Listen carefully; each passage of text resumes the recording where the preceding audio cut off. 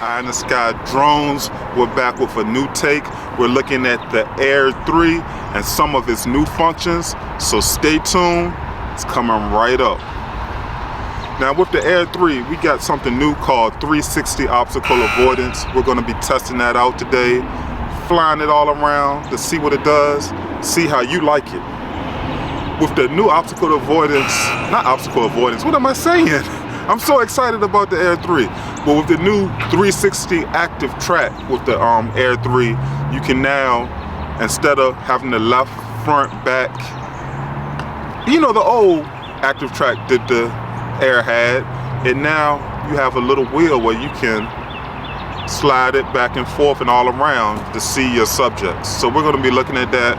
We're going to see how well it flies, how well it tracks. Great new feature of the Air 3. Okay, here we go.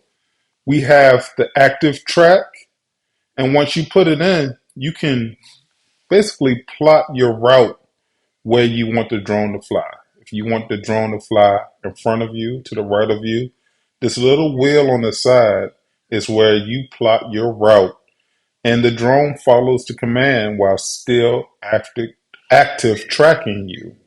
So it allows for some creativity. You can kind of put your drone into position the way it wants to follow you. And if you turn left or right, the drone will accommodate what position you are in and kind of move to help you get your shot. This setting can be very useful. The creativity factor is just wow. What can you create using this new wheel?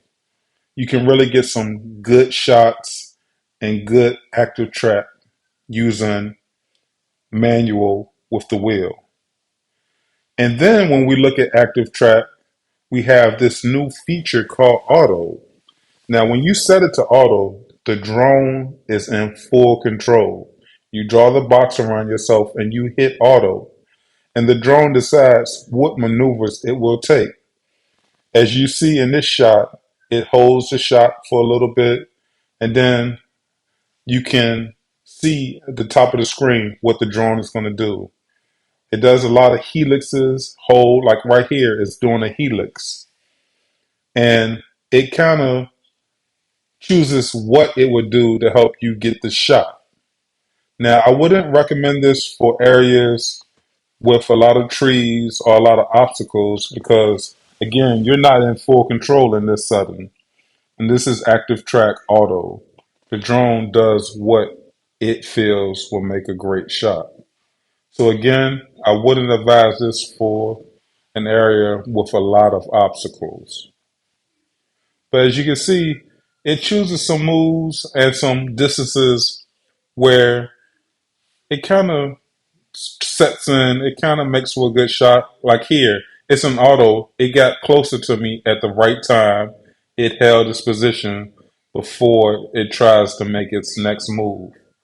Again, you don't have the wheel in this setting, but you have a feature where the drone is going to choose the best shot for you and the best settings for you. And now another feature that we've had all along is Active Track, which is parallel. Again, you don't have the wheel in this Active Track setting, but it's like the old Active Track.